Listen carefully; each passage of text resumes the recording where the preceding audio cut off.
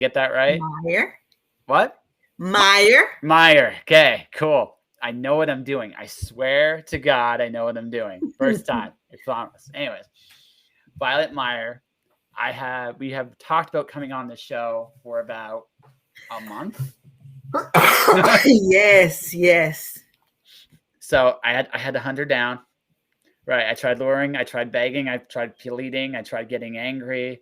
None of that worked. And she laughed when I was in tears. She laughed at my tears, ladies and gentlemen. No, I'm just getting there. She's kind of trying to get a cough drop. Yeah, go ahead. Go get your cough drop. I'm back. But it was like, I figured I figured we're going to have an amazing conversation. So it was worth the taste in the house. Like I said, I only cried once. It was in the corner. It was on a Sunday. It was all good. I mean, but no, how are you? I'm okay. I got my second dose of a vaccine and it gave me a cough. Yeah, I've heard that's happened. I'm going to wait on the vaccine for another couple years, and then we'll kind of see how it goes. I'm in the boat of I'm pretty healthy, and I'm like, so my dad's a naturopath, so I got to see some of the people that he saw that were damaged by various medications. I'm not saying anything about the good and the bad. It's just when you see that in person, you kind of take a very cautious. You tend to be maybe a little bit paranoid to some degree about some things, but it's just you just know like one little thing can change everything, and so I go slow. I want to go slow, right? So I agree with you. I wouldn't have done it if my job didn't require it. Yeah. Oh, I'm sorry. No, I'm sorry. That's shitty. That is shitty. Yeah. Do I dare ask what your day job is, or am I gonna? I am a chaplain bereavement coordinator. I have no idea what that is. I'm sorry.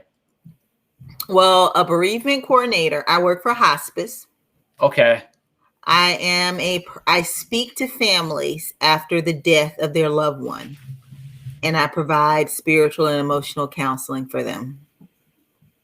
That is that must be like both the most heartbreaking and most amazing job in the world at the same time.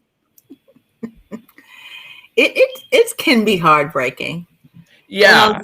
And on the sad side, I get very used to death. Well, yeah, no, I mean, you have a very different, so a long time ago, I kind of came face to face with my own shadow of death. So not like you, where you're dealing with people who are dealing with the grief of it all the time, but rather the fact that people have this tendency to when they deal with their own mortality, it kind of shakes them in a way that very few things do. Hey, one day you're going to die, right? Oh, you know that in your head, but when you actually experience that moment, it's like, I can be gone just like that. It kind of changes the whole perspective, I agree. Just working in that field, I feel my mortality very much, especially when you're encountering someone who's younger than I am and who get a sudden diagnosis, and it makes you think like, wow, I could be walking around and get stage 4 cancer and be told I have a month to live, and I'm like, what? Oh, then I just go completely batshit crazy. I stop caring about anything because I'm already almost there. I'd be a total hedonist. Well, no, I'm most of the way there anyway right now. because you recognize how fragile life is, right? So there's two responses really. You go back and you kind of like crumble into this little ball, or you become bolder because that you're on borrowed time, right? And you don't know how long you have. So you might as well make the most of your time, whatever that looks like for you, right? And the other thing too, you kind of come to, and this is my best / worst quality. You kind of come to the recognition that most of the rules don't really matter. And once you realize that, there isn't really anything to stop you. And it's a wondrous thing. It's a terrifying thing to everybody around you because they can't stop you. And they know it. They can't stop you. They can try to reason with you sometimes. And sometimes you will listen because I'm not completely crazy, mostly crazy, but not completely right. Right. But Right. you come to a realization that not much in this life matters at some point. And when you get to that point, you're free. You're not going to walk away from this. So what do you want? Because you might as well just go for it. Fuck it. And if that means that you play nice with others, that's great. If that means you're going to go kind of against the status quo and the norm, that's okay too. Because at the end of the day, it's not really about what anybody else thinks about you. It's about what you think of you. Can you look in the mirror and be proud of the person you see, wherever you are in life? If the answer is yes, awesome. If the answer is no and everybody loves you, well, fuck it. That's not good enough. That's just the way it is. That's just the way it is, right? So right. I think I scored a point with you. Absolutely right. Yeah. But in the most responsible way I can say, I try to live every day. I mean, I'm a mom, I'm a wife, I have a family, and I think I'm a relatively good person. But I realize that life is just a fragile thing, and I try to just live my best life every day. Yeah. I do. I try to have no regrets. Mm-hmm. I don't worry about the past. It's gone. I'm not going to cry about it. No. When I make mistakes, I say I'm sorry, but I'm not going to dwell on it too long. I'm just not. So you're like me. You go to God, I'm a fuck up. I'm sorry.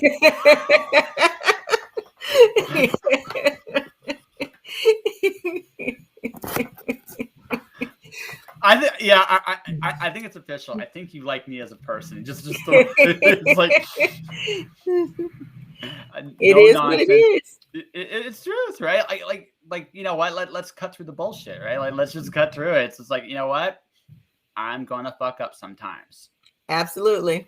And would you rather fuck up, or would you rather just go about your business, do something, be amazing about it, and not worry? Tomorrow, this is what's going to happen. When I do come face to face with the Almighty, God's going to look at me, Josh, you done fucked up.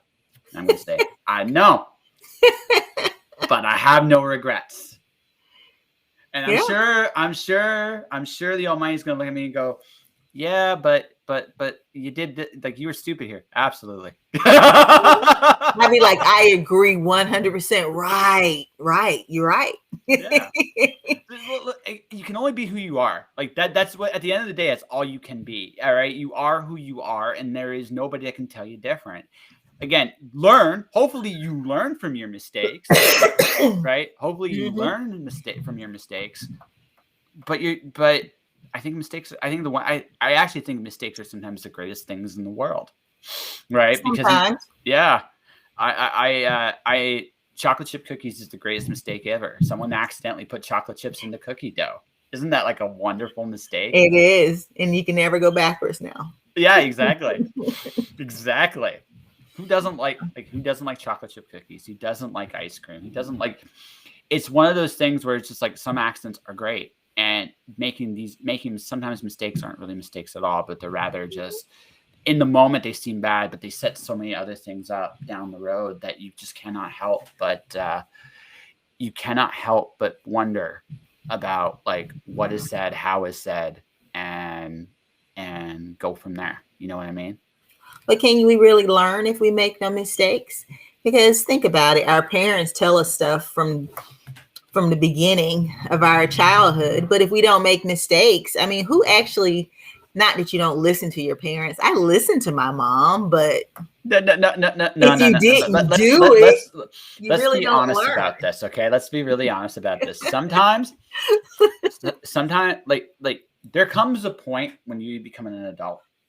You look at your parent a little differently. You don't look at them. They're still your mom, they're still your dad, but you look at them as people. Yeah. There are things about my dad I absolutely admire and adore, and there are still things I can learn from him because he's my dad. And in terms of bravery and courage and speaking your mind, that is my model. Like 100%. I'm a little nicer about it. I'm not gonna necessarily tell you off the same way. He grew up in Detroit, in the ghettos of Detroit, so some of his language is quite colorful. There are things I know that a lot of people don't, and I always tell people I'm a held back savage. There are some things I just I have in my back pocket just because if I ever need it. But it's good I have it, but I don't necessarily need to show it. He's a little bit more rougher around the edges, but again, no bullshit. He is who he is, right? But there are some things about him. There are some things about him I look at him and go, but what if he had done this? Because you can literally see you can see other qualities, other things about the man that I'm like, do I want to be this way, be like him this way? And the answer is no. When you're a kid, like when he was my biggest hero when I was a kid.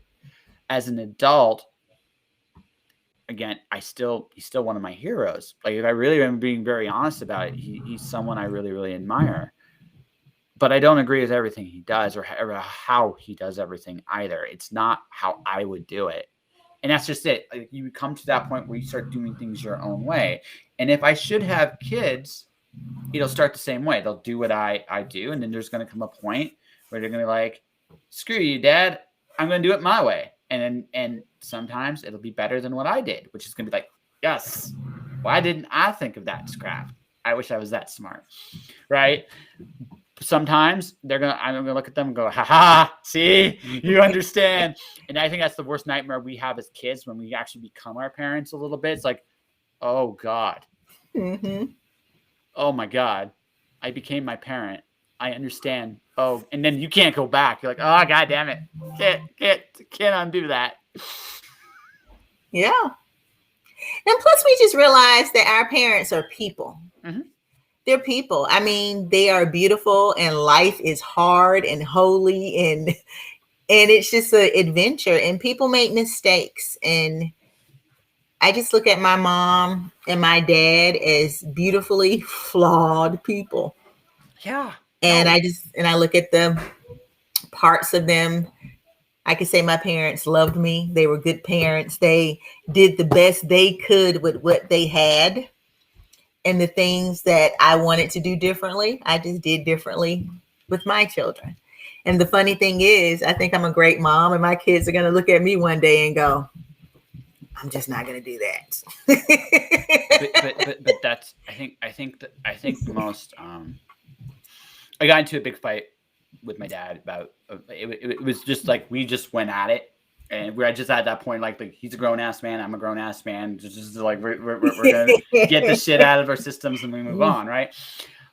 But I realized something very, very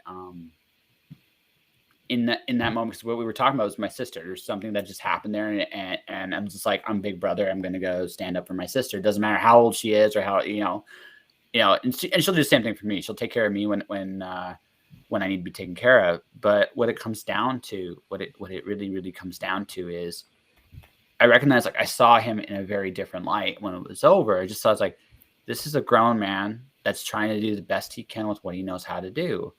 And just like me, sometimes he doesn't get it all right. And that's a real thing, And once you get to that point, you're like, okay. And we still fight over stupid shit every so often, but I think that's just going to be our relationship for the remaining part of his life or my life. We're going to fight sometimes, but then sometimes we're just like, when this is over tonight, I'm going to go back to the store and help him do anything that needs to be done for because he's closing his store down and kind of he's going to make it a little bit more privatized, just because it's just time and he's ready to let it go and move on. But yeah, like he's a good dude that's just doing the best he can and with what he knows how, and whether people agree or disagree, it really doesn't matter. He knows who he is and he knows what he stands for. And I think all of us would be so lucky to understand who we are and what we want and where we're going. Even if it is wrong, so what? He's wrong. That's not a crime. At the end of the day, it's not about being right or being wrong. It's about being human. Yeah, exactly. And it's funny, the older you get, the older our parents get too, the dynamic change. Like my mother has always been fiercely independent, but she was stricken with COVID last year and she went into the hospital for 2 months. She was in a coma for a while. It was really bad. She had to go to rehab. And for the first time, my mother went from independence to someone who was totally dependent on her children. And of course, we adore her. We took care of her, but you could just see the anger, like the frustration in her. Just asking. It was just sometimes, and I didn't understand it at first because I would be like, why is it so hard for you to say what you want? Sometimes she'd be hungry or do something, but she won't ask because she was just so prideful. And I'm like, where are your kids? What are you doing? How can I ask something? How old's your mom? 79. Okay. My grandmother is 84. And she has a similar attitude, right? She won't.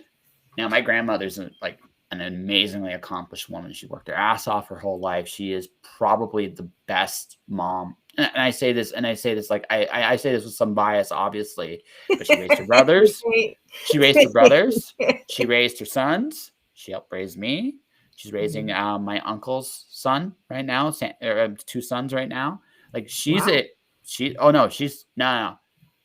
was put on this earth to be a parent. She's an amazing, like as a parent, I do not know every woman with a bigger heart than her. But again, this is just something I recognize when these teeth are fake. I went through a really hard time. Again, when I met my little mortality, my little death had to do with that. Okay. And so I never thought. A friend of mine made the suggestion to ask for help in regards to fixing my teeth. And I never thought to do that. Right. I never thought to do that. And when I did, I realized I got more help than I could ever have hoped for or expected. I set a big goal. I didn't hit like the big goal, but I wasn't trying like anything helps. Like it doesn't matter what I would have ended up with, just that I did have what I had and it would go from there. And, but she went to me. I had been so embarrassed to ask for help. But I'm like, but I got it fixed. What does it matter how I did it? I don't know. But again, that's something from that generation. And for her too, the other thing too is suddenly all these things you took for granted you can do, you can like that's frustrating for everybody. It doesn't matter who you are, that's frustrating for everybody. Yeah. And it's like I could do this like literally a week ago. Right. Or a month ago or 2 months, like however long she was in her coma. I could do this one. And when I went in, before I went under, I could do all this stuff. And now that I'm back, it's like, I can't fucking do this stuff anymore. And it makes you, it's the other part of the fragility of life. You think you're in control. You think you can do anything. And then in life, one day goes like this. And there ain't a damn thing you can do about it. Tomorrow I could wake up and I may not be able to move. That is like it could legitimately happen for whatever strange, dumb reason. It could just be like, I can't go anywhere. I can't do anything. That would be brutal, right? It would completely change my dynamic of how I see myself. And there's a mourning process with that too. Like there's a mourning because I don't know where she is now. I hope she's in a better spot than she was when it started. But even if she's not, right, you still have that. You still have to you mourn what you lose, right? Especially something that big, that monumental. You mourn it. You need to have that time for that. And it sounds to me like with her, it was like dealing with that helplessness, and in combination with the fact that I have all these cool abilities that I just lost, and it sucks and it's unfair, and that's a hard thing to take. That's a really hard thing to take. I think my first brush with my mortality is when I was 18 years old. Now, I was lucky to come out of it unscathed, but my mother let me borrow her car. And of course, I told her I was going in one direction and I went in the other direction. And realizing that I was not a good driver, by the way. I think one of the only reasons I got a driver's license is because my oldest sister worked at Department of Driver Services. So I was going to get a license regardless. God bless America. That's all I got to say. God bless America. So I'm in this car. I'm supposed to be in Lithonia, but I'm downtown Atlanta. And I look at the time and I decide that I'm going to hot ride home on I-20. I don't know if you're in Atlanta or not, but Interstate 20 going through in Atlanta. And I didn't have sense enough. It was construction on the street, these big construction barrels. And the arrow was telling me to move over. Then I was just driving too fast. I went into the construction site, and because I was young and couldn't drive well, instead of trying to control the car, I went, my mother's car starts flipping across the highway, 4-lane highway going across. And all I can remember is being totally conscious and doing like this. And I remember just saying in my head, I am going to die today. I am never going to see my family again. And I didn't cry and I didn't scream. And I was like, just, God, take me. I'm going to die. And then the car landed. It was mashed up. The accident was so bad that people were standing out on the expressway. Like they were out of their cars, like, oh my God. And I opened the door and got out. And this lady came and grabbed me and hugged me like, how did you get out? And the police was like, oh my God. I didn't have a scratch on myself, but I knew I was dead. It was like surreal, like a movie. I had to look back at the car twice, like on Ghost, to make sure I was really alive. But that's how I knew, like in a second, something can change your life so quickly. And you have no control over anything. No. Well, in all fairness, in your particular case, you probably didn't have to go through that. You had slowed down. Now, I did say I was 18, a bad driver, and in a wrong place. I got you. Listen. This was one of those moments where God's basically said, "Okay, I'm gonna give you a mulligan here, but you're going for a bit of a ride because I want you to make sure you know that this is a mulligan." Right? So, right? And because same breath, like it could have, like, your car could have been completely totaled. Like I've seen trucks flip. I've seen like things happen on the road. Like I've seen truck drivers literally flip their car rather than hit whoever's in front of them or sometimes because they just can't stop. I've seen it where a driver will cut a truck off, and I'm like, what the are you doing? Because he can't stop on a dime. He can't do it. The physics don't work that way. But people, for whatever reason, think I can get ahead of no, just drive behind the truck. Honestly, no one's going to bother you behind the truck. No one, right? No one wants to mess with that, right? So that's the thing, right? And people put themselves in. Sometimes I legitimately think like I've seen some just strange things. I legitimately think, like, one of the reasons I do believe in God is, my God, like, the amount of people that are literally walking through life oblivious. Just you look at that and you ask yourself how, and then you're like, no, don't, I don't want to know. This is not a, whoever's watching you is doing a hell of a job, and you up there need to give that dude a raise, because holy crap, right? Because it's just like, you see it, like some people you're just like, how? And then other people who are great just get themselves into one situation and that's it, and it's over. And like, all this glorifyingly to say that life is not fair and that you should be grateful for whatever opportunities you have, because nothing's guaranteed. Absolutely. Absolutely. And even when you do all the right things, you can't control the other billion people next to you. Well, I look at it kind of like when I read a book and I try to get sell a book, right? I can do everything I know how to do and say, hey guys, my book's amazing. It's awesome. And it's made of cheese, possibly made of cheese, you know, and buy my book, and I'll get crickets, just lots and lots of crickets. Or sometimes we're like, hey, your book sounds really cool. And it wasn't even something you did, just for whatever reason, right place, right time. I'll buy your book. Woohoo! I'm rich and I'm shameless. Well, I'm mostly just shameless at this point in my life, but that's okay. I can handle being shameless. And and all of which to say, right, that like life has this tendency, like I said, there is so little of life we have control over. Yes. And it's amazing, right? It's amazing how small that is, like how tiny that actually is. And the thing about it is, right,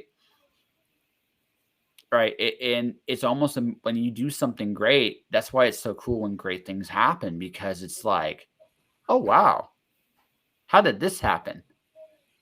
And then you don't try to ask yourself that question too hard, because sometimes there is no good answer to it. Sometimes there is. But what I've learned in this life is, all you can do is you try to eliminate, if the thing doesn't happen, you try to eliminate your part in that equation as much as possible. Because if you can do that, you'll at least create the opportunity for success. It doesn't mean you're going to always succeed. In fact, even with all that, you're still not going to succeed sometimes. But if you do it's the paradox of success. You do the right things. If you do the wrong things, you'll never succeed. Mm-hmm. If you do the right things, you still may not succeed, but it's the only chance you have to succeed. Yeah. Absolutely. Yeah. And I just try to put a positive spin on everything. Sure.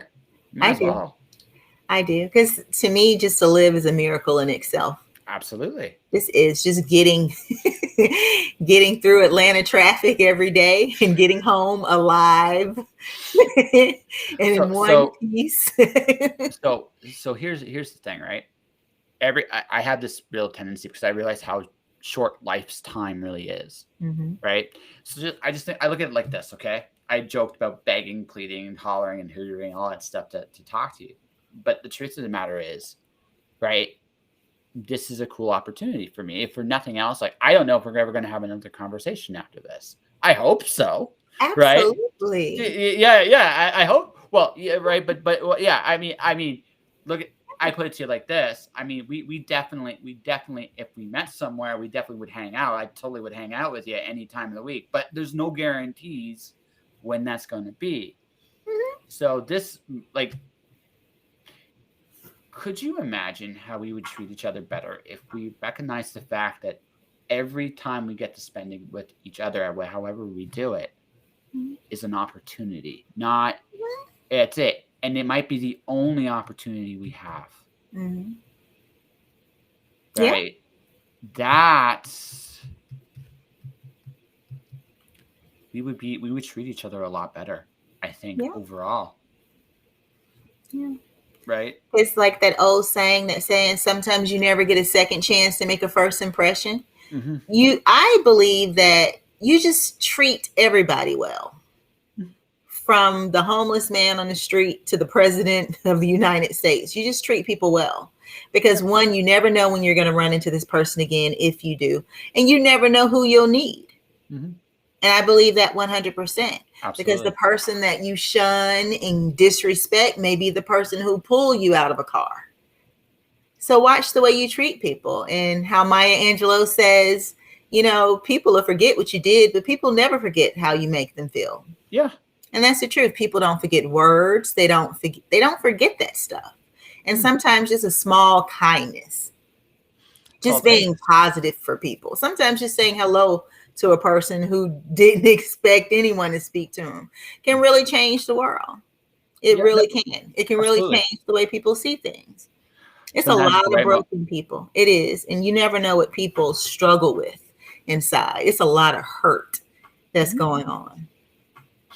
So what I did during this weird time, and I'll probably get back to doing this again when I get back to where I'm moving next, is occasionally going to people and giving them a kind word.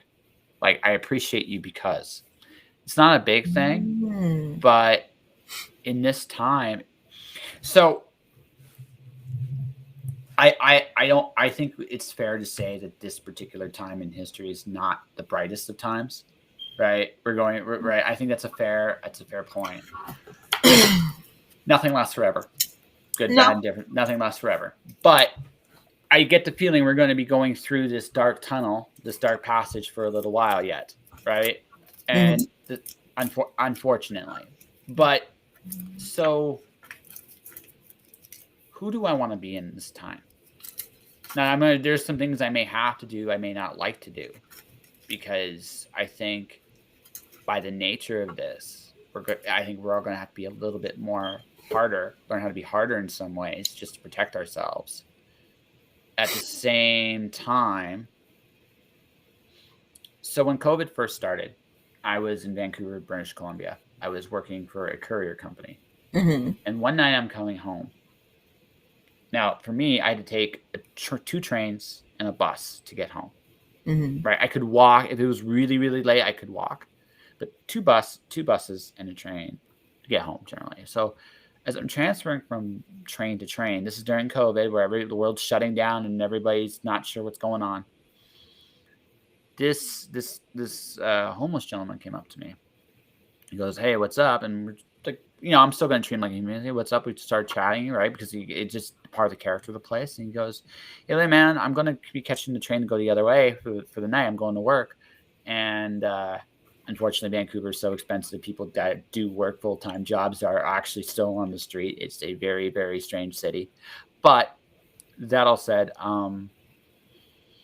he said to me, you got a pen or something because I want to draw. I didn't. And he goes, "Oh, that's cool. Well, thanks, man." And he puts his fist out like this. This is right at the start of COVID. And for just like 1 minute, I hesitated. For just a second, I hesitated. And I'm like, this is the cruelest fucking thing in the world. Like right then and there, I knew how cruel this was going to be, because it's like everybody's afraid. Right. And I'm like, so do I want to be afraid this whole time? No, I just made that decision right there. I just wasn't going to be afraid no matter what.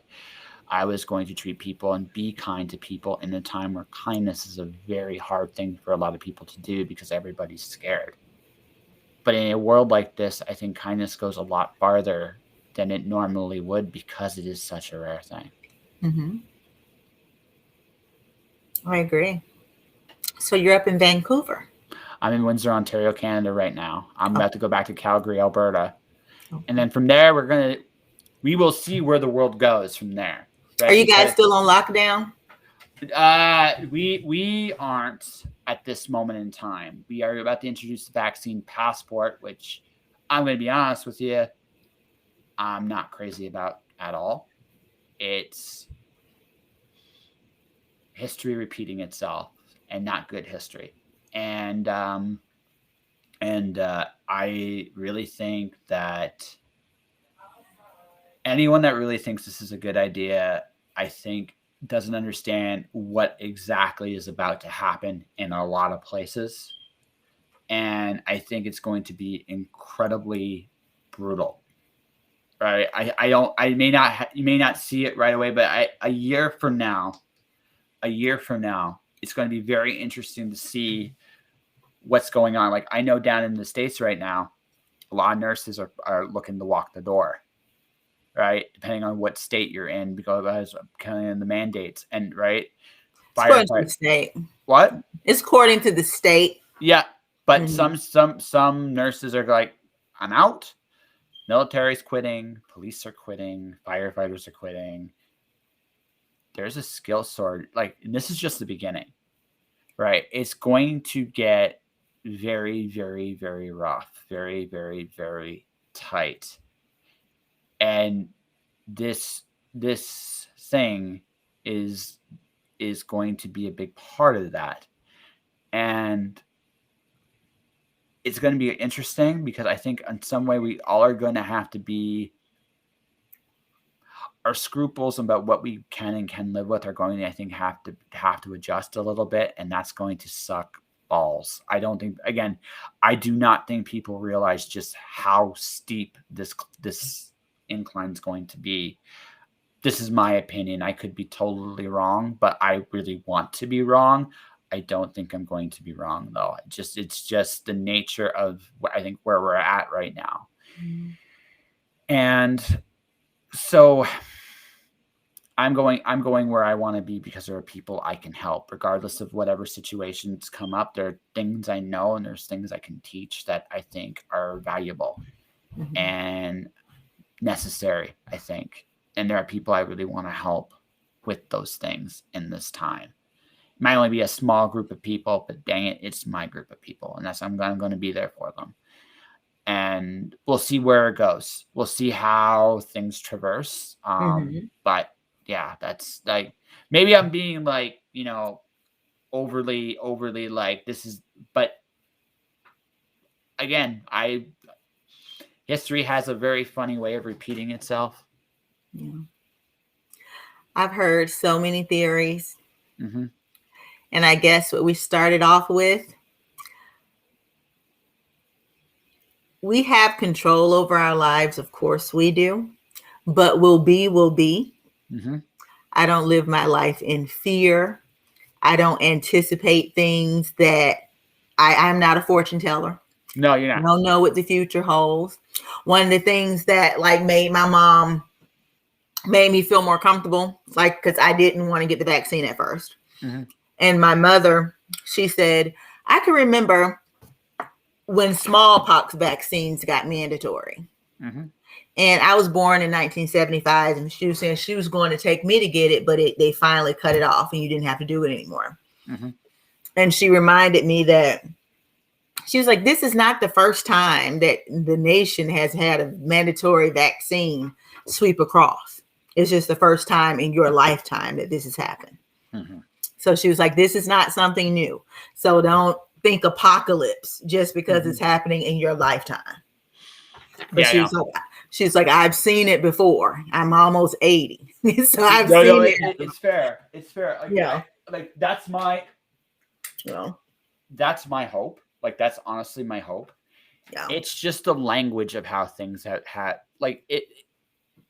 the language worries me. Right. I get the feeling that when the smallpox and these other ones that were around, I don't get the feeling that the language was the same. I agree. I don't think it affected your livelihood. Yeah, no, and that's the thing, right? That's the. Yeah. I think most people. I think this thing. It's not the shot that really scares people, right? It's what comes afterward that. It's the or else. Yeah, it's the or else, right? Mm-hmm. That's it. It's not the shot. Like it works, it doesn't work, okay, but it's the you're gonna do this or else. It's the language politicians are using. It's the language media is using. Mm-hmm. It makes it very how do I put this? Ominous. And I don't really think it needed to. I have questions about the vaccine, just on a personal note. I think there are too many times in history too, where, hey, this comes out early, this will do you no harm, and then years later, oh yeah, by the way, if you took this, you too can get reimbursed for this much money. We're sorry for all. Like, this has happened way too often in my lifetime, let alone right. Mm-hmm. But even for all that, right? There is like again, enough time. I think everybody would just like, once everybody sees, hey, everybody's still here. No one's growing a new arm. No one's growing things out of their head. Why not, right? But the nature of the escalation of the deliberate divide that has been created here, that's the part that is like, okay, where is this going? What is like, again, that thing is like, that's why I worry kind of a little. That's what makes me worry. It's not the shot. It's everything kind of around it. You see, for me, living in America, the media plays off division. Money is made off division. Absolutely. It's always black against white, women against men, Democrat against Republican. Now it's vaxxers against anti-vaxxers. So they want you in a state of chaos, and balance is bad because they want you to be at one extreme or the other. You're either angry or so meditated you're a vegetable. Yeah, no, that's it. So, I get it. No, it's totally how your media works. I actually turned your television off years ago. It's insane. I don't even watch. Like, it's to the point now that I don't even watch news. I'll read it, enough of it, and I actually. Do you know where I go to find American and Canadian news? I don't even go to my own country to find news about my country. I go from the outside looking in. It's more honest. I'm not saying it's exactly right, but it's at least more honest. And it's like one of those things where I've gotten so. One of my favorite all-time movies is The Network. Right? It's one of my all-time favorites. My favorite, there's a lot of spots that I really love, but I think my favorite thing is television isn't the truth. It's a goddamn circus. Absolutely. Right? So there's nothing on there that's real. So or social media. Oh, social media is worse. Social media is a social media, okay, so television is like this evil voice just trying to tell you lies. You shut it off, it's good. So Twitter is like many voices telling you many different things, and it's about what you listen to, right? You can navigate that to some degree. The trick you got to realize, and this is something I've realized as I've gotten older / wiser. Well, we'll debate wiser another day, but older at least, right? Is there is you can go down any path you want, and there's kernels of truth. There's kernels of truth at the very least. Sometimes you find really cool treasures. Sometimes you find a lot of bullshit. Right. More often than not, it's the bullshit. But if you keep yourself open, you will find other things along the journey. But that's social media, right? That is totally social media in a nutshell, right? And it's like, so I try to be nice on social media. Sometimes sometimes right now, it's just like, okay, let's stand up for what you think is right, because if you don't do it now, you don't get the chance later. And that's kind of the mentality in my head right now. But once this part's over, it's like, well, no matter where we go from here, I'm still going to do it. I'm still going to be me. I'm going to do what's right in this time, no matter what. Right. That's it. I mean, that's all I can do at the end of the day. And I have to accept that. And I also have to accept this part too. No matter how smart I think I am, I don't know everything. No one does. So I just try to embrace kindness, and I try to move from the things to be like afraid of, if that makes sense. Right. Yeah. Be aware of things, but don't be afraid of them. Yeah. I agree 100%. Yeah. You just can't live your life in fear. It's just, and see, that's another beautiful thing. And I'm being sarcastic about American media. We love fear mongering. Oh Yeah. my Oh gosh, no. we love fear mongering. Everything is so imminent. If one thing happened, everyone's gonna get shot. If it's always the fear mongering. Well, yeah, it's Does bad stuff happen? Absolutely. Are there bad people out there? Yes, sure. there are. But I believe that the world is mostly made of decent human beings. Because if it was not, you couldn't even walk to your mailbox without getting hit in the head with a rock and get drugged down the street. Does that happen? Oh yeah. Yes, Oh yeah. Absolutely. sometimes. But the majority of people, no, it doesn't. This is just what I have found.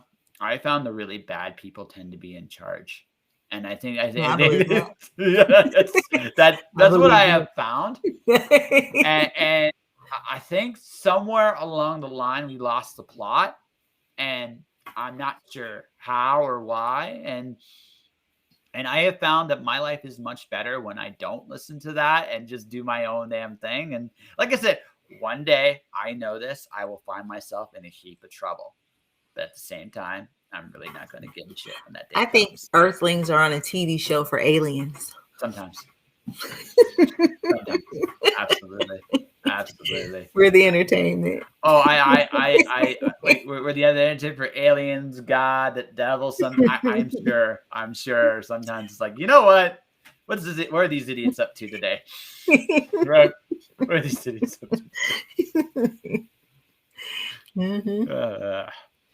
Yeah. You're pretty cool. I gotta say, you're pretty cool. Thank you. You're cool too. Look, I didn't know it was a video. I would have put on some lip gloss or something. You look great. You look great. Listen, here's the deal. Since we've been on, you have smiled the majority of the time we've talked, right? So I think it's gonna come out quite well, regardless, right? And there's an audio version too, so you can go, "Hey, Mom, listen.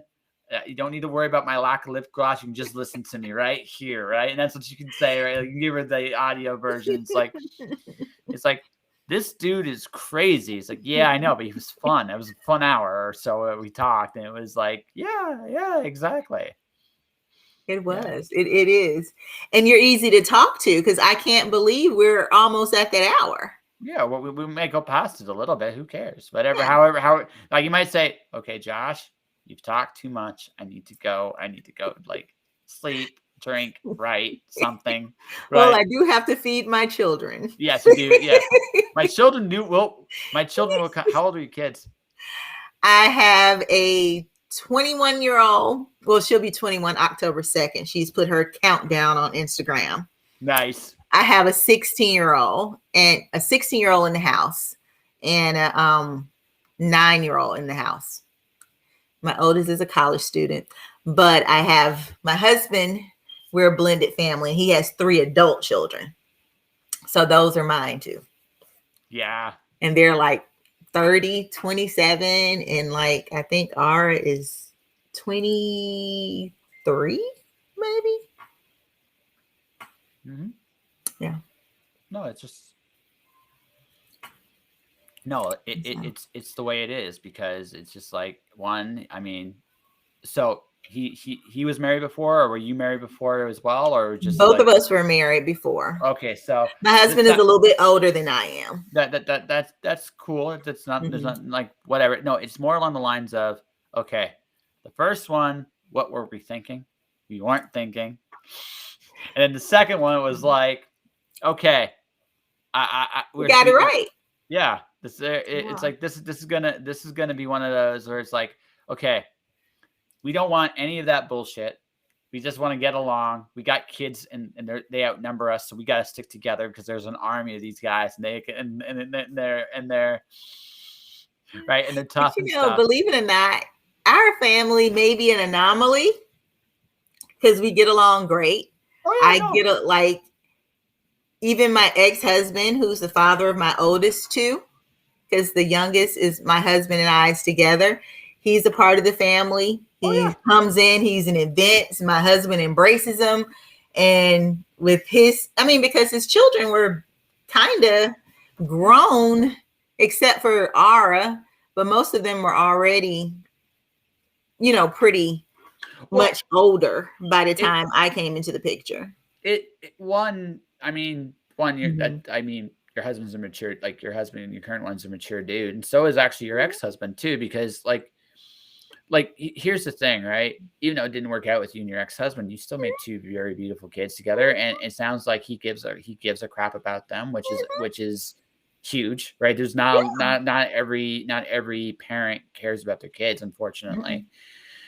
but he does. Yeah. So it's like, well, you guys aren't necessarily, again, you're still friends. It sounds like you guys are friends, which is Yeah. actually, that is really the best you can hope for. Like, it's not always going to work out, but you can come away with a really good friendship. And honestly, that's huge. Right. And I even think if you start off, and I believe this with my heart of hearts, the reason my ex-husband and I are still friends is because he was my friend before he was my husband. And even if it doesn't work out, you still fundamentally like that person. oh yeah. So you can still be cool. You'd be like, you can be cool to somebody else in a deeper way, but we can Yes. still be cool friends. Well, yeah, that's just it. I mean, it's, in a weird way, you're still family. It's Yeah. just it's a different dynamic. And I mean, I probably took some getting used to for both of you. You probably, but at the same time, you're there. And honestly, I'm sure, I'm not sure, I'm shouldn't speak for him, but I'm sure your ex is like, you know what? I'm glad you're in my life. You're still in my life, and that's a better relationships. Everything has a finite time, whatever that is. Now, some people are really fortunate; they find somebody, they're there for their whole lives. But But for the the finite time of that is just death. yeah, Yeah. exactly, right. But for a lot of people, finite time, like sometimes it's a year, sometimes it's a day, sometimes it's a lifetime, and you don't know. So if you can walk away and go like, well, if it don't work, we can be friends, Yeah. right? I haven't had too many relationships, but the ones I've had, I Well, it's think, never that easy of a transition. no, oh no, no, it wouldn't be. No, it wouldn't be. That's a process. That's a very long process, right? Mhm. It's a very Yeah. long process, but it takes a very strong man, and it's very strong. Like you too, like it takes a very strong, like, relationship to withstand that too. I think the strength actually comes in my husband Yeah. because sometimes you have to have a special type of man who's very secure Hmm. in his relationship to allow more male energy into his home It's without jealousy or suspicion or so anything. I saw an interview with a professional wrestler. His wife was super hot, and he's Mhm. like, does she get hit on? It's like all the time. You don't mind it? It's like, nah, she's coming home with me. And he didn't say that in like an arrogant way. It's just like Mhm. they can do all they want. It's like, it's cool because I know when it's all said and done, Mhm. she's going to come. Like, I'm with her, He's with she's with me. me. Yeah. That's a confidence. That's a very, again, very big security. Um, we all kind of have to. I don't even know if I'm being very honest with myself. I'm not sure I got that yet. Right? It takes a long. You got to be comfortable with who you are, but you also got Mhm. to be like, you have to really trust. You do. Yeah, that's a really that's a big thing, right? And It's the worst feeling in the world is to have that type of confidence and that person was not the person that you thought they were. That's well, a horrible it idea. it sounds to me, it sounds to me though, like on that note, like with your current husband, he knows his like consciously he made this, like, again, like, it sounds like he's a really secure dude. So it's just like, it's one of those situations where um deep down, right, that you're taking a chance. But at the same time, it's like, one, it makes you happier. Two, I mean, you will validate that he thinks you're exactly who you are. Ooh. Tails. We're live. Anyways, right? Like, he trusts that you are exactly who he imagines you to be. And the fact that you're still here and you're still doing your thing validates that every single day. Mhm. Like, it's a risk, but the reward seems pretty huge to me. So, but back to our theme of control. mm-hmm. The only person you control is yourself. Mm-hmm. I trust my husband is who he says he is, and I do not count his mileage on his car. I'm not going to chase him down the street, and I'm not going to do that. I'm not a jealous-hearted woman. So my thing is, I trust that he says who he says he is, just like he trusts, like I say, who he says he is, and he'll hang himself if he hangs himself, and then that's a whole different so like you're a pretty confident person yourself. It's like, yeah, you know what? You're like, I'm a badass. I got this, right? I can do it. Yeah, I just don't. I don't have the bandwidth to be jealous. I think that it just takes way too much energy. Do you know how much energy that takes to have to worry about what someone else is doing? That would drive me nuts to be sitting up there like, where is he? Where is he going? Where would he be at? Worrying in general is that way. Like, just worrying in general. Like, again, to some point, it's maybe a good instinct. Like maybe when your kid is 4 and about to touch that stove. Oh my God, no! Right, right. That might be a good time for a good use of that instinct. But for the most part, worrying about stuff, it'll drive you crazy. There's no point. It's no point. I mean, of course, we're human. You're going to have a ting of jealousy sometimes because you are human and you will worry about things, but to obsess about it and to let that rule your life and where you can't function or think or be productive or even get on, it just knocks you off your mark. Just too old. Just way, way too old. Yeah. Yeah. I'm almost like my birthday. I turned 40 on October 4th. Right, so happy pre-birthday. Yeah, thanks. This will probably air like right around that. But what it comes down to is, yeah, there comes a point you just realize like this is the kind of where it's at, and this is where it's gonna be, and I gotta live with it, right? Mm-hmm. If I want to change it, I gotta work at changing it, but that's on me too. I can take certain actions and cause this ripple in the ocean, but that's all I can do. Mm-hmm. We haven't even talked about your writing or poetry and stuff yet. I know. Well, what do you want to know? Let's see. What do I really want to know? How much? No. I'm not gonna kid you. I think. Here's the deal. So you still got a day job. But you're writing more fiction. You're pretty good. Lots of people I know kind of like you. So I mean, you must be doing something right. I can't say I've read your stuff yet because I do a lot of these. You can see like the number up there. It's like I've done a lot of these, mm-hmm. right? And I do tend to read most of the people I interview afterwards. It's just one of those things that I get to know you as a person, and it's like okay, I get a sense.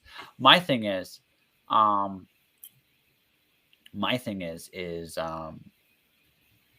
with writing, did you find that young? Did you find that because again, you do a very, like psychologically speaking, a very, very, very amazing job. Takes a lot of strength to do, actually. So did it start there? Did it start beforehand? Did it start when did this creativity find itself?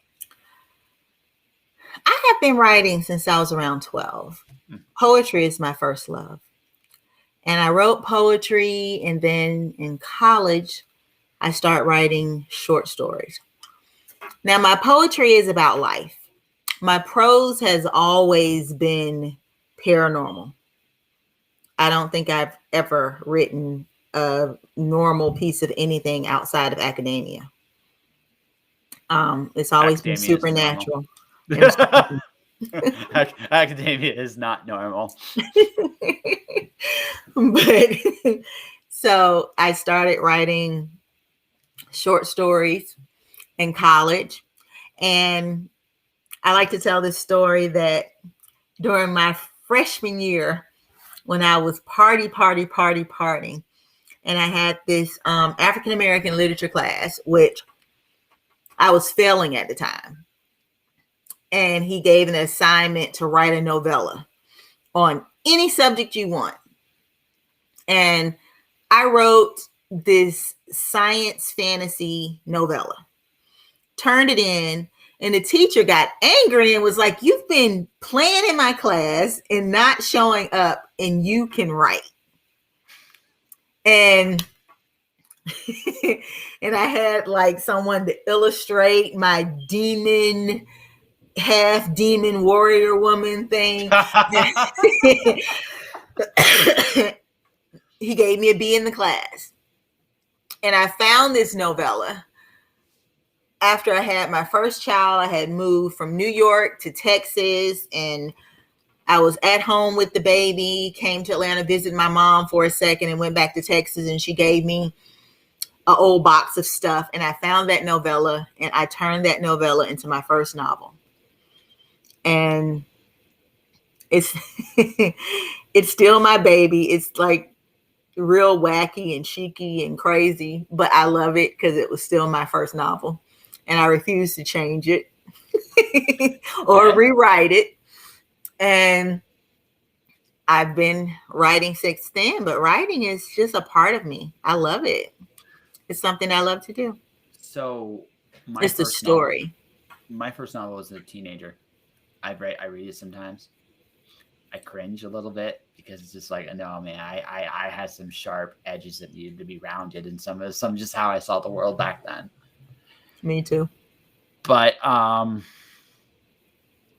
what I appreciate the fact though is, and this is true with any book I write now, I don't go backwards ever. Like once it's quote unquote done, I am never revising anything I've done. Me either. I recognize that. So I'm a Stephen King guy. I love the Dark Tower series. But if you're going to tell me which gunslinger is my favorite, it's the original, not the rewrite. I read the rewrite. There's some cool things about it, right? It makes the world more cohesive. But I love the fact that the first book wasn't so cohesive.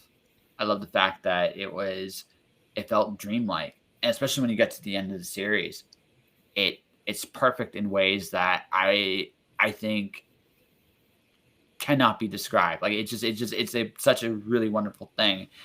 And I asked myself why, because technically the second one is better if you go purely on a technical level. But it's because when Stephen King wrote the first one, that was the best that Stephen King could do at that time. And to go back and try to fix it or revamp it, you can do that, but you're never going to capture that voice ever again. Mm-mm. And you don't see the growth. Mm-hmm. Exactly. And that's why I refuse to change it. And I still sell it with the rest of it. So, I will never change it. And so is it like demon warrior? So it's like this. It's a demon. It's a warrior. And she kicks all kinds of ass. Join me in the epic novel. No. It's just that I threw everything in the kitchen. Like, for example, I used to have the most immense vocabulary in the world. And I used every vocabulary word that I knew, just so you understood how smart I was. And I can remember half of my friends telling me, I have no idea what's going on. Now, some people got it and they was like, "Oh, I love it." But if they weren't a nerd, they were just like, "I don't know what you're talking about." But that's something that I learned. You just don't have to do that. Mm-hmm. You just don't have to do that. Just write the story. Write the story. Make the story memorable. What's your story about? That's it. What's your story about? If you can figure that out, the rest of it comes. Yeah, just write the story. Okay. And that was the hardest thing for me to do because I'm an English major. So, and I even teach part-time at community college. So half of me is like, you want to be technical. But the truth is, do you really want to be technical? Do the books that you read, do you want them to be technical? You don't. See, it's one of those things. Like we all are guilty of this to some degree. I'm writing an epic poem about Alice in Wonderland and Greek mythology mashed together. It's fun. It's great. So part of the fun is what kind of weird shit can I throw in here? Because I'm playing. It's croquet in the underworld, right? Alice versus Jason. So I came up with an undead zombie Hydra because that was just super. How the hell do you beat an undead zombie Hydra, right? Right? Because it's like that's cool, that's fun, and I can do other weird and wacky stuff too. But there's a point where you're like, okay, what's the story really about? Okay, so if I want the undead cool Hydra, how does that work with the story? Right? You gotta actually ask yourself that question. And for most of us, it's we get caught up in like, oh, I can do this cool thing and this cool thing, and we all are guilty of this. Mm-hmm. But the truth of the matter is, when you get right down to it, right, it's not about like those bells and whistles, and sometimes they can be really cool. They can add a flavor to the story. But at the end of the day, your story is about your voice. What does Violette Meier care about right this minute? Because that's the shit that's going to be really good in the story. Yeah, absolutely. So poetry, but a couple more before we wrap up, and that's this: poetry or prose. Do you have a preference? To read? To read. Well, when I was reading your profile, you said it said writer, poet, right? So I'm assuming you do your own poetry still. Like, do you do it like the same way, or are you more like novelist? I write more prose now. Yeah. And this is the craziest thing, though. I love poetry because poetry is where you can be pure and unadulterated with words and imagery. And, it just can be so fragmented and so full and all of those things at the same time. And you can do that in prose, but sometimes if you're too poetic in prose, it can lose people. Mm-hmm. But when I'm very happy now, and this is hard to say, because I have a really happy family life, I can't write poetry anymore. I wrote poetry when my life was in chaos. And now that I'm happy, and I've been married for 10 years now, and we've been together for 11 years, and I can't write poetry. I can't. And it kills me. And I'd be like, dude. If you're happy and you know it, clap your hands. And I say, is that my own dysfunction? Do I need to be miserable to write poetry? So here's the thing, right? Maybe I know. Maybe this will help. Maybe this won't. I don't know. Like, take this for what this is worth. Joy is the hardest thing to write. It is. Yeah, it's the hardest thing to write because there's such so romance. I have read I'm an Alana Andrews fan. Like, it's the kind of way I'm not going to go all the way down the rabbit hole of romance, but fantasy and romance do kind of they play together fairly well. And there's such a fine line between the romantic part, the really romantic part, and it's so being sappy and fucking corny. Mm-hmm. Right there's such like. The joy of being in love is it's as fragile as life itself, actually. Mm-hmm. It is such a fragile thing to talk about because you know what that feels like. It's like the craziest thing ever. It's like this crazy adrenaline ride because you're like, I'm not fully in control of what my heart's doing right now. I have no control over this. And yet there's another part of me that's super okay about this and happy. And this is insane, but yet this is bringing it out. This side of me I never knew I had that is amazing too. It's like, this is such a cool thing. All of which to say, it's like, but put that down and keep that feeling without going that over the top, corny stuff. It's like, it's so sappy and squishy. And that's such an awkward space. I'm almost uncomfortable because it's vulnerable. Oh no, it's super vulnerable because it's about expressing true joy. and sharing it with the world.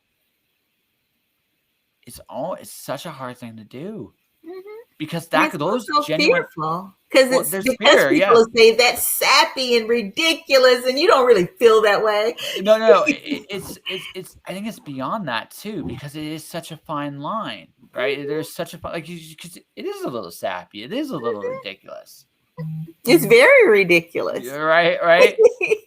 But at the same time, it might be us at our absolute strongest too. And it's our so I remember this, the first girl I fell in love with. I actually knew for sure I was in love with her. There was this one moment, and like she was about to go off onto the horizon, and I gave her a key to my house. Like, it was just one of those things that's exciting, and just the reaction when I did that just was Florida. It was just such one of those rare, truly wonderful things. And for the first time in my life, the world was just literally in one person. Never ever had anything like that before or since, right? It's just like one of those, like, truly, like, wow, right? And like, I've had that once.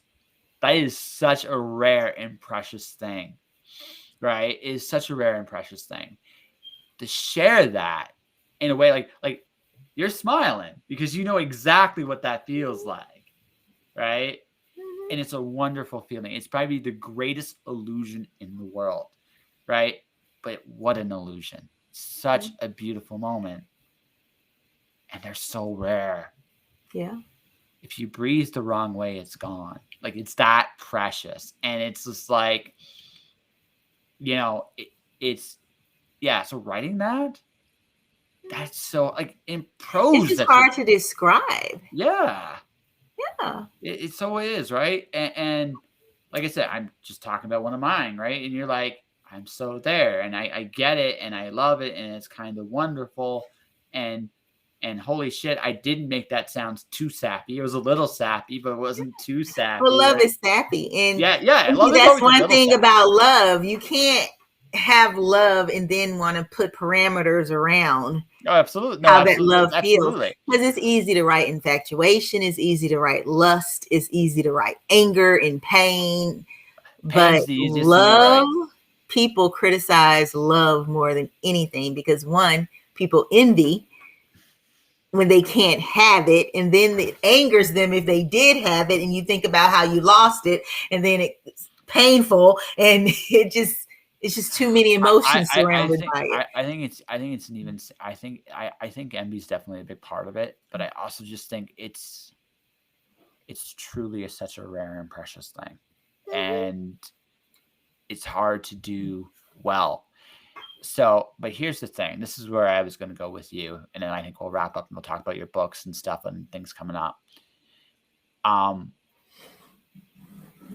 Poet, like you have a very amazing life. Like, when you think of your kids, your husband, your ex-husband, your extended family, they all evoke certain feelings. If you were to try to do poetry again, right, instead of having you look at your life being so messed up, those really precious moments you had with each of them, that might be worth writing about. That might be a challenge. Yeah, I wrote that in the beginning. Yeah. So that's like what, 5 poems? Oh, more than that. I mean, you've had 10 years of marriage. I mean, there's a lot more than that, I hope. 5 and 10 years? I mean, that must be an amazing 5 moments. But I mean, jam. Because I know it sounds weird. It's because I think when we first got married, I wrote a poem. It was a very short poem, and I don't know it verbatim. I don't ever know my poems verbatim. But the gist of it was that I wrote poetry waxing about him and immortalizing love that wasn't real. So this time, I'm going to live the poetry. Ah, okay. That makes sense. And I think somehow that signed a contract saying, with this love, I can't wax poetic about it, because the life would be poetic. And now it's like, I sit down and try to write a poem about Ari, and it'll be like Ari Sparry smells like Tari. I got nothing. That's amazing. Right. That's absolutely amazing. Right. That's incredible. I like it. Love it. Yeah. That's really, really cool. No, I can respect that. I can totally respect that. So what's your favorite paranormal stuff? From me or someone else? For you. You're writing it. So I mean, what's your favorite stuff to do?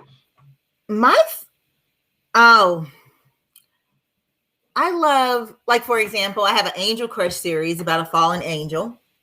My favorite of my novels is called Rule the Immortal. And she's an immortal person. It's also a vampire in there, but there's two different types of immortals. I love ghosts. Ghosts. I do love ghosts because I believe in ghosts.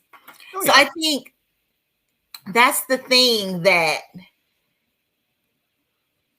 and I'm a history buff, and outside of a vampire, ghosts are something that are in every culture, and it's thousands and thousands of years. And I just think just the idea of an entity that can appear and disappear or for no rhyme or reason, whether they are a spirit or a deceased person or just whatever it is. I just think ghosts and spirits just fascinate me.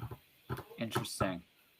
So for me, I'm more of the sci-fi guy. I love the parallel universes stuff. I love time travel. I love, like, dimension hopping is a big thing in mine too. Right. And I like creating like these like little intricate. I know who I am as a person. So this is like, I'm totally a dimension hopper. Like the Matrix is my jam. Like it really, really, really is my jam. Like that kind of stuff is cool. I don't mind vampires, dragons, giants, but to me, it's the fact that you can go to these different places and see these different worlds. I love that. I think I will always be at heart an explorer. That's just who I am. So, it's interesting. One time I read a novel by Ali Mouse Jr. about ghosts, and I actually like this idea. It's almost like a ghost is a still image of something that happened before. It's like a recording of, I think, right. I have a tendency to think that pretty much everything we've imagined in history, dragons, giants, all that stuff, was, if they're not real or that they were not real now in some way, somehow, once upon a time, they were there. Because it's just like, I mean, maybe I'm crazy, but I just like, you know what? The world is a very strange place. And it's right. And if you've seen anything strange in your life, you're like, you know what? Anything's possible. Now, anything is possible. Exactly. So, I can't hear you. I can't hear you.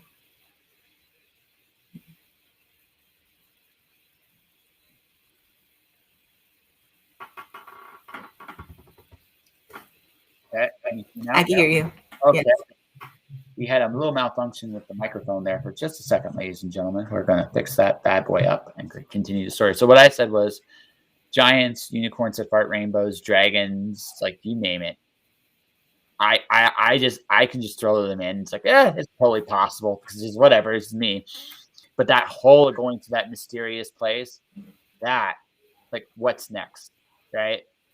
I think my greatest sin is curiosity. I think that's a big reason why I like it. I'm just a naturally curious person, and I think that's a big part of my writing. And for you, it sounds like, yeah, you're a history person. You look at what kind of came before, and is it the period or is it people? It's just the possibility. It's neither. I just like,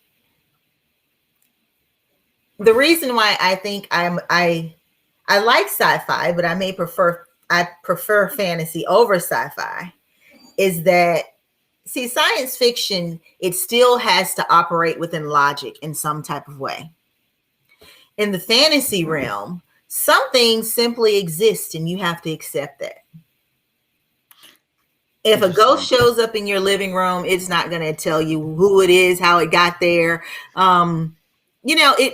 It may if it wants to, but some things just exist without rhyme or reason.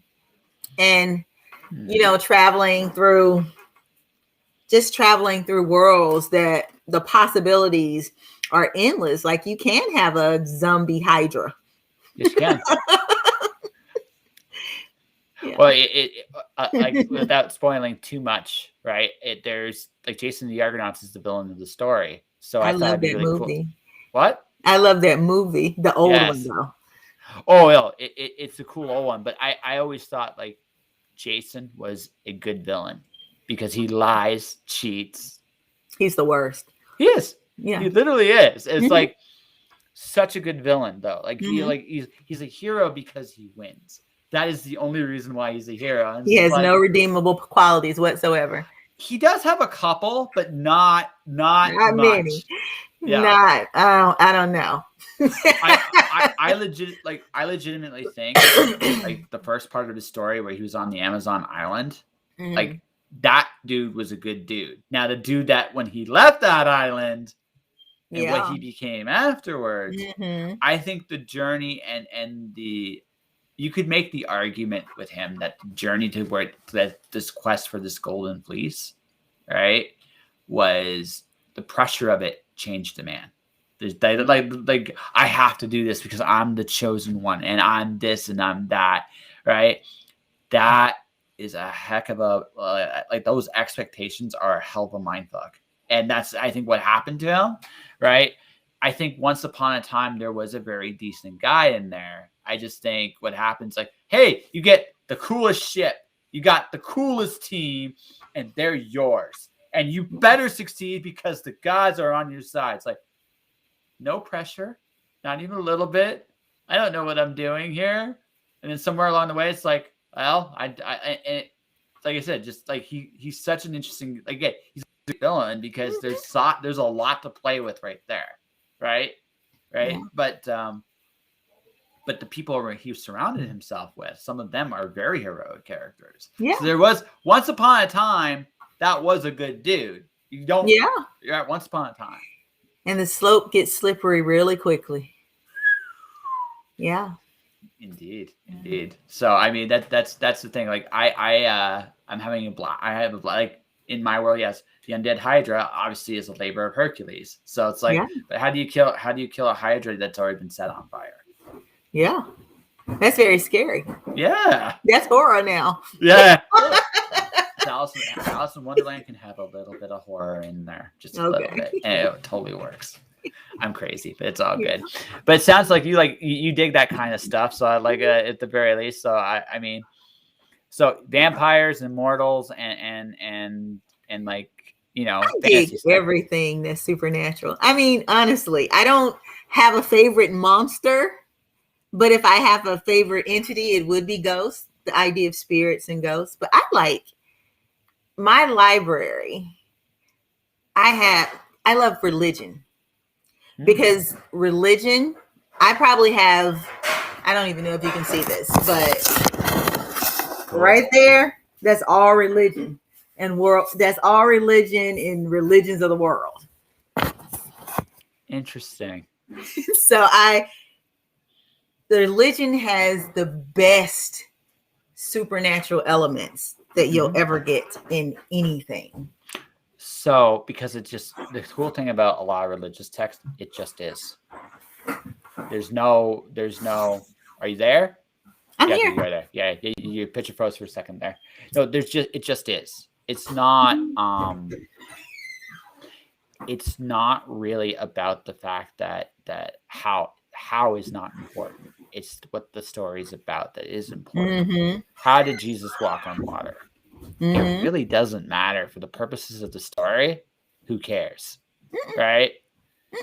The lesson isn't that he walked on water. The lesson there is that for 1 second, John too walked on water until he realized he was walking on water. Infinite possibility. Absolutely. Exactly. That was the lesson, right? Not the fact Jesus walking on water is like, man, it's no big deal. I can do this all the time. It's the fact that you can do it. And for 1 second, you did. Yeah. right? That's an amazing thing, right? And And feel, so, but I think I figured something out about you. what did you figure out? I think I figured out what you're curious about, like why you actually love history, because it just has something you just the religious thing just kind of implies it. Because you love you love the supernatural stuff and and all the big mythologies and stuff like that. But if I were to go so far as to say, I would probably say that for you, you're curious about where we come from, and you're curious about where we're going. Because you kind of wonder. I'm not going to guess how old you are because you might hideously beat me, and I don't want to do that because you look very tough.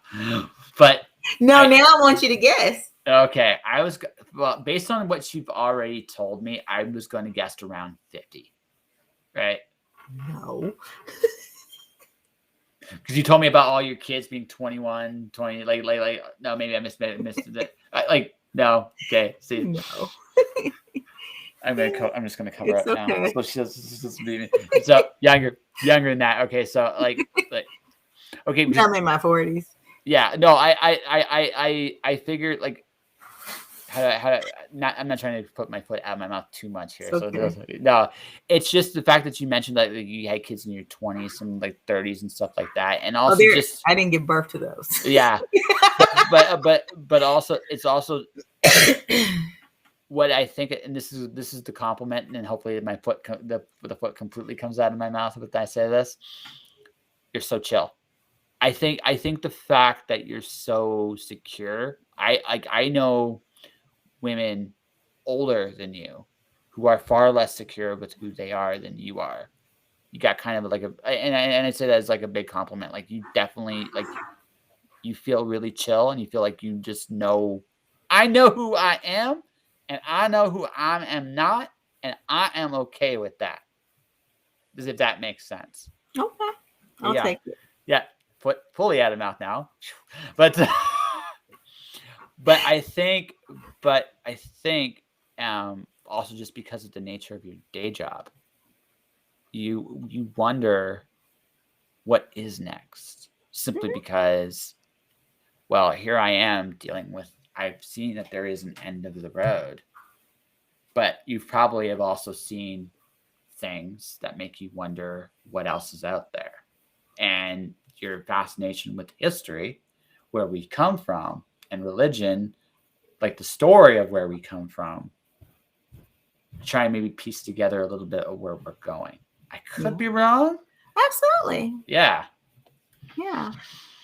That's the impression I get from you. You're curious about where we're going and where you're and the going. purpose of life. Yeah. And why we're here. Yeah. Yeah. The big stuff. Stuff. Miss Violet, I think we could talk for hours. I legitimately do think we could, because I think you're very interesting. No, and I say this because I know you got to feed your kids, and I'd rather you feed your kids and not. What happened? I talked with this guy. We talked about like life, the universe, and everything, and it was cool and fun, and I enjoyed it. And I forgot about you, and I'm so sorry. Don't right. And your kids will be like, "But what about?" It's like, nope, sorry, forgot, moved on. Anyways, neither here nor there. I say all this to say that I've had a wonderful time interviewing you. I think I'd love to have you come back at some point down the road. Okay. Yeah. Okay. We got a cool project. I know that we're both part of some really cool project that's coming that the world's going to know about in a little while. Right, in a short little while. So we'll maybe bring you back to talk about that next time. Okay. But in the meantime, I mean, you got books and you're awesome. So where can people find you and your books and everything? Find me on violettemeier.com. That's VioletteMeier.com. You can find my books on there, and you can also find them on Amazon. That's right. Yes. And I'm everywhere on social media under Violette Meier. Oh, cool. So I'm easy to find. Nice. It was a long time coming. Like I said, there was a chase for this. But it finally did happen. And no, it was great. I'm glad you came on the show. So for everybody watching, listening, thank you for watching. Thank you for listening. If you guys want to support this Violet, go buy her stuff. This podcast is sponsored by Year of the What. Jennifer Lieberman's Year of the What is an audiobook giveaway. Go here, because I am a professional and prepared this like I should or something. So that is my podcast. If you go and click and pick on one of the episodes, there's a link to sign up to her newsletter. Do so, enter, so she can give away an audiobook, because that would be amazing and cool. Jen is an amazing person and definitely worth supporting. So go do that. And if you guys want to have your book sponsored by yours truly, you can contact me right here. See? Total professional. I almost know what I'm doing. For anyone watching, listening, thanks for watching, listening. Hit the follow button. Let people know my channel's out there. Twitch.tv/JustJoshing Podcast. My YouTube channel is Joshua Penteloresco. Hit like, subscribe, enable notifications. Alice Zero is nominated for an Elgin Award. Alice 1 comes out November 1st. Stay inspired. Keep shining in the dark. Make beautiful things. And remember, we're all in this together, guys. Take care of yourselves. And I'll see you guys Friday. Shawnee O is back. We're going to be drawing more stuff. I'm going to be trying Full Metal Alchemist. I don't know what she's going to do, but I'm going to be doing Full Metal Alchemist. So take care, y'all.